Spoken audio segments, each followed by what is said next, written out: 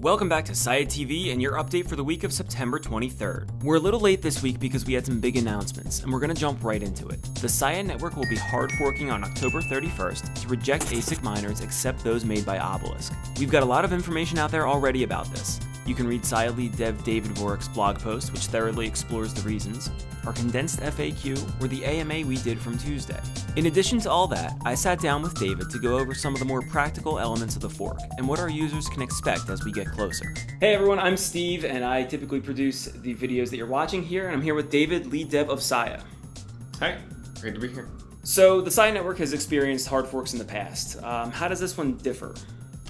Yeah, so the big difference here is that this is going to be a controversial hard fork due to the dominant mining manufacturer on the network owning more than 45% of the hash rate, and also doing other things that we perceive as a threat. We will be doing a hard fork to invalidate their ASICs, and this means that there are going to be a lot of upset miners, and there could be controversy surrounding the update, but for most users it'll operate much like a normal update. You just need to update your software.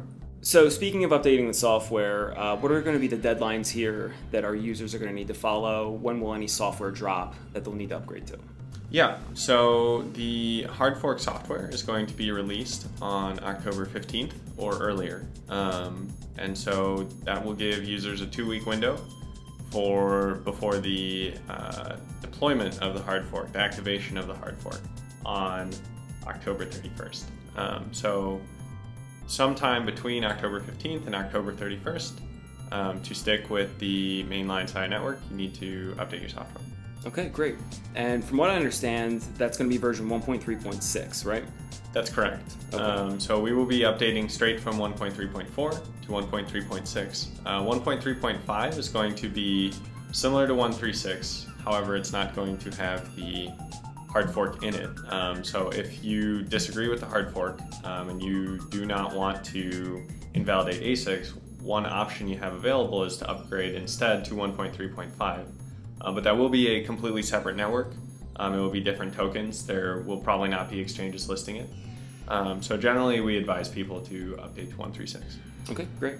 All right, so for anyone who currently holds Siacoin, what should they be doing to prepare?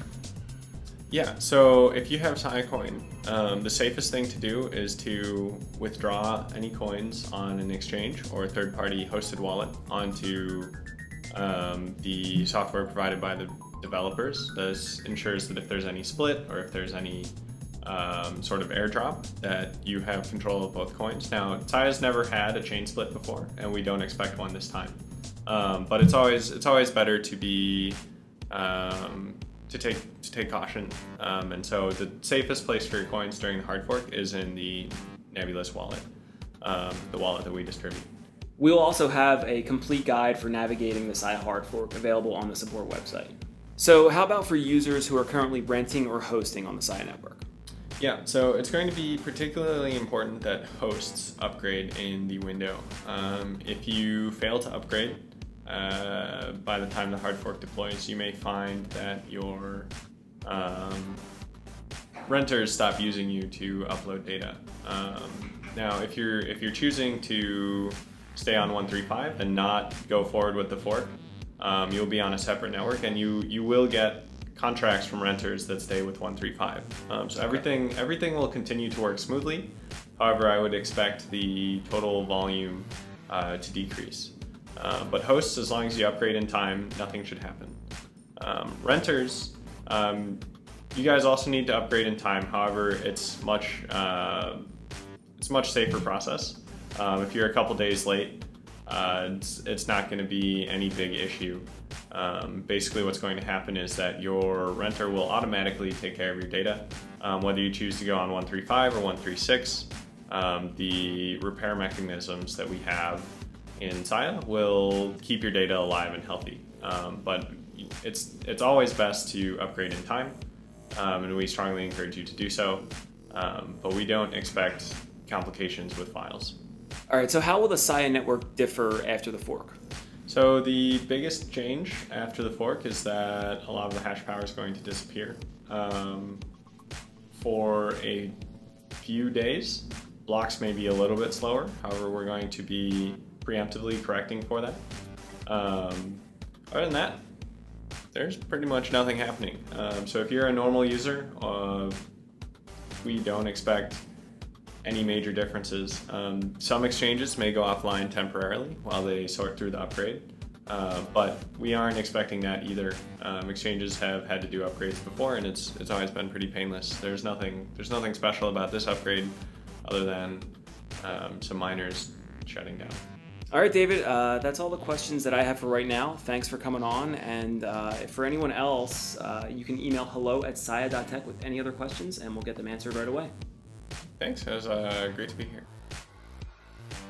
Here's your dev update for the week. 7 issues were closed, 8 issues were created, and 10 new pieces of code were merged into the core code base. David, Luke, Chris, and Matt were your core team contributors for the week. And from the community, we had T-Benz9. A new merge request was submitted to add a host whitelist and blacklist, which would allow a user to block selected hosts or only allow specific hosts. A new set of commands under siac utils has been added. Various offline transaction utilities are included, but other tools and helper functions are being developed. The alpha version of Repertory from Sia contributor Drexel was released. Repertory allows you to mount Sia blockchain storage solutions via Fuse on Linux and Mac, or WinFSP on Windows. Discord user Hakane released Decentralizer version 0.2.0. This new version is powered by Siastats.info databases that extend the search of hosting farms to those using sophisticated decoy strategies. He also released a tracking tool for hosting farms at Siastats. And that's it for this week. Thank you so much for watching, and we'll see you next time.